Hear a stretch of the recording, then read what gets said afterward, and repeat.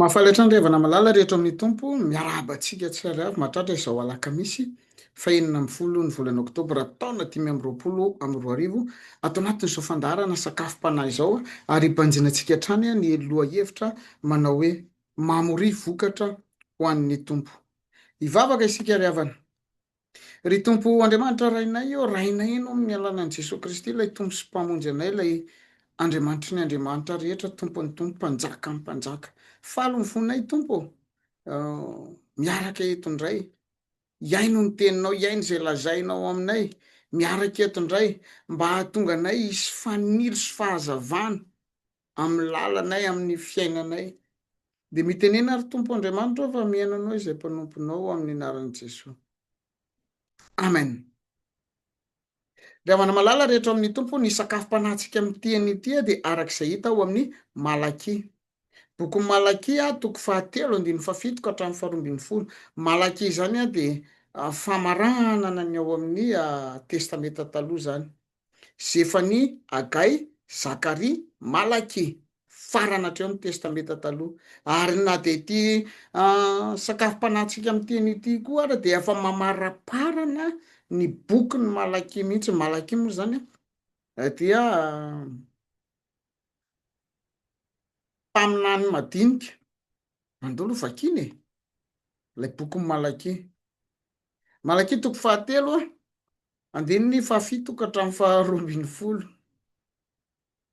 Malaky toko 7 andininy 7 ka hatramin'ny 12 amin'ny anaran'i Jesosy. Hatramin'ny andro ny razanareo dia efa niala tamin'ny didika anareo ka tsy nitandrina azy.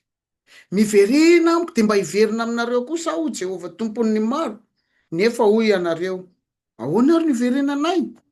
Androban'Andriamanitra ve izahay? Va ny olona? No handroba ianareo?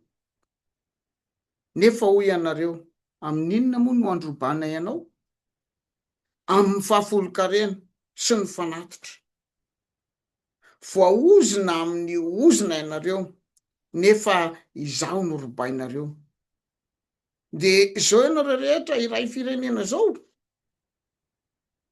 entinareo ny fahafolokarena rehetra ho ao amin'ny trano firaketako, mba hasikanina ao an-tranoko ary izaho toetra amin'izany aho Jehovah tompon'ny maro.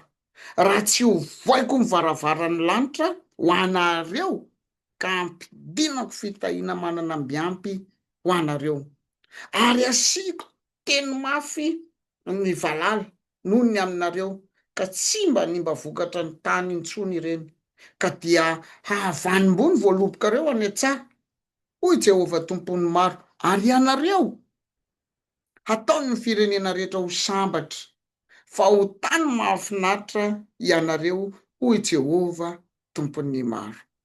Amen. Ray masinao manamasinanay amin'ny fahamarinana, ny teninao ny fahamarinana. Amen. Ry havana malala rehetra amin'ny tompo, araka ny efa nitenena tamintsika teo, ny bokin'ny Malaky izay isan'ny atao hoe farany ara-potoana satria efa taoriana ny fiverenana avy tany amin'ny fahababoana no nanoratana sy nisin'izany hoe Malaky izany. Efa tafatsangana indray ny tempoly, kanefa ny olona dia izao hoe rehefa tafatsangana amin'ny tempoly dia voamaika ny olona nandeha ny brioka. Tafatsangana ny tempoly, voamaika ny olona nandeha nanao an'izao faharatsiana rehetrarehetra zao, tsy nankatoa, nanao atsirambina hatramina mpisorona, dia nanao atsirambina ny asany, tsy nentina izy ireo intsony ny fanatitra sy ny ampahafolokarena, very ny fahatokiana ary ny hena ny fitahin'Andriamanitra. Andriamanitra dia tsy miantso ny vahoaka, dia Andriamanitra eto dia miantso ny vahoaka mba hiverina aminy amin'ny alalan'ny fibebahana sy ny famerenana amin'ny laony ilay fitiavana voalohany, ilay fanajana, ilay fanolorantena amin'ny resaka fitahiana. Averiko amin'izay ary izy teo, Andriamanitra dia miantso ny vahoaka hiverina aminy. Ao amin'ny andininy 7 no ahitantsika an'izany amin'ny anaran'i Jesosy. Hatramin'ny andro ny razanareo dia efa niala tamin'ny didika anareo ka tsy nitandrina azy. Miverena amiko dia mba hiverina aminareo kosa aho hoy Jehovah tompon'ny maro. tena angatahan'Andriamanitra, antsoin'Andriamanitra isika mba hiverina aminy. Andriamanitra rehafana de miteny hoe miverena amiko, nydikan'izay de resaka fibebahana. Ny fibebahana rehafana lakile hidirana any amin'ny fitahiana.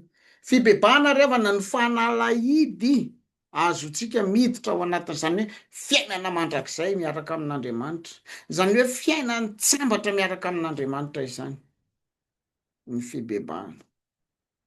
De miantso anao mba hibebaka, miantso anao mba hiova amin'ny ratsy fanao, miantso anao mba ianao ny mety tsy mieritreritra akory hoe fahotana le zavatra le zavatra ataonao fa malahelo Andriamanitra amin'ny zavatra ataonao de ovay ry havana, mahatsara anao kokoa raha mipetraka tsara de tsy malahelo Andriamanitra. Toy izay mipetraka ratsy manao an'izao rehetrarehetra zao, manao an'izao anana zao, malahelo Andriamanitra. Andriamanitra mihitsy eto ry havana no miantso atsika, miantso anao mba hiverenanao aminy. Aza atao verimaina aza atao rano natondraka amin'ny lamosiny ny gisy fa ataovy tena feno, atao amin'ny fotoko, zany hoe fibebahana sy fiverenana amin'Andriamanitra izany.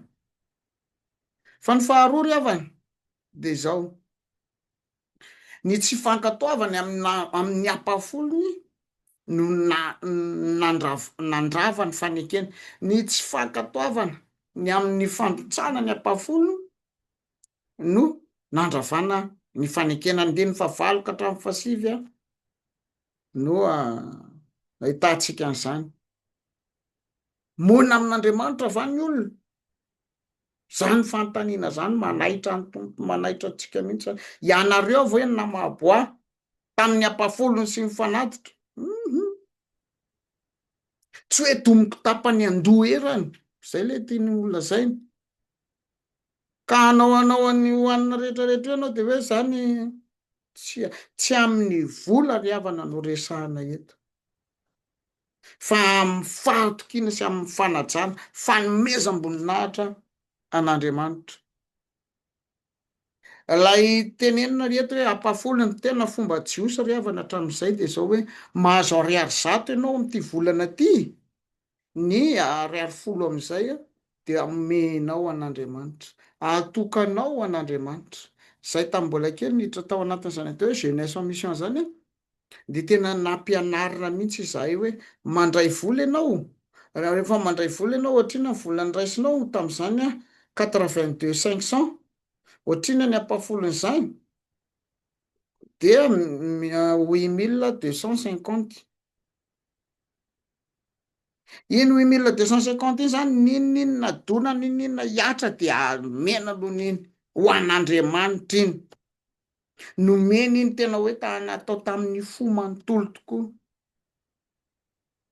Ary rehefa nanao an'izany lasa mipetraka ilay fanajana an'Andriamanitra, Andriamanitra tena hajaina ianao anao ny voninahitra rehetrarehetra, anao ny fiandrianana ny amin'ny fiainana rehetrarehetra.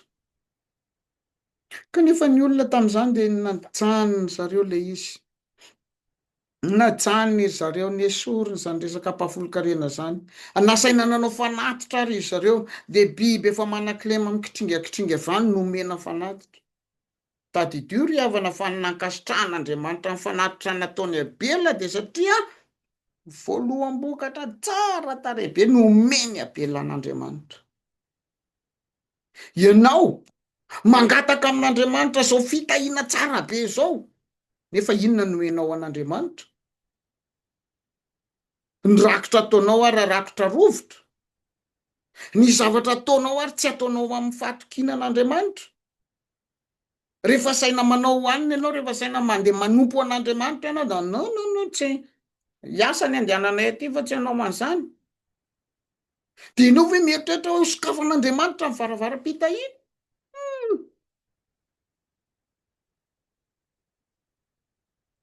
Atolory an'Andriamanitra ry havana ny fanajana an'Andriamanitra, ny fahatokiana an'Andriamanitra, ny fanomezam-boninahitra an'Andriamanitra amin'ny fiainanao rehetra. Ary rehefa miteny ianao hoe zao Andriamanitra no ataoko de tena ataovy iny. zareo men'andriamanitra 300 000 sahako ny mamety 30 000.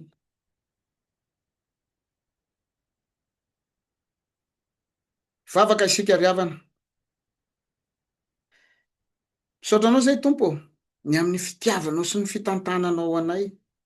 Mankasitraka anao Andriamanitra fa raha ny vahoaka jiosy tamin'izany efa taoriana ny fababony, efa nesoronao tamin'ny fangejana sy ny sisa rehetra izao no mbola tafiditra amin'izany hoe tsy firarahinanao.